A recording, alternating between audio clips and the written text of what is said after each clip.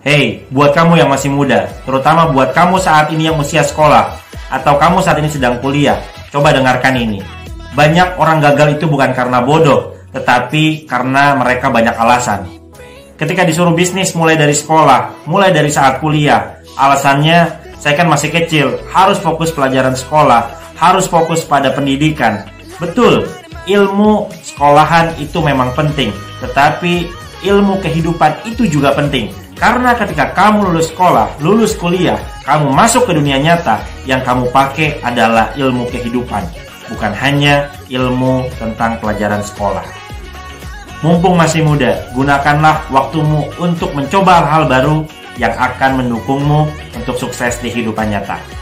Pernah nggak ketika kita melakukan sesuatu, kita bilang pada diri kita, nanti aja deh, nanti juga bisa, tar-taran aja deh. Intinya adalah menunda. Entah kamu ingin melakukan kebaikan, entah kamu melakukan pekerjaan, atau kamu melakukan ibadah, sholat misalnya, atau sedekah misalnya. Kadang kita mikirnya ini adalah hal yang sepele, padahal ini adalah salah satu hal yang bisa menentukan kita, bisa sukses atau enggak di dunia maupun di akhirat. Karena hal-hal kecil, kalau kita ulang-ulang terus, maka akan menjadi sebuah kebiasaan. Nah, kalau sudah menjadi kebiasaan, kita sulit untuk merubahnya. Maka pantaslah Rasul berpesan kepada kita, gunakan masa mudamu sebelum masa tuamu, gunakan masa kayamu sebelum masa miskinmu, gunakan masa luangmu sebelum masa sempitmu, gunakan masa sehatmu sebelum masa sakitmu, dan gunakan masa hidupmu sebelum masa matimu. Jangan pernah menunda untuk kita melakukan kebaikan. Ada inspirasi dari cerita proses pembentukannya kupu-kupu. Jadi kupu-kupu yang indah harus melewati 4 proses tahapan yang tidak mudah. Tahapan pertama adalah tahapan menjadi telur. Tidak ada orang yang peduli dengan telur kupu-kupu.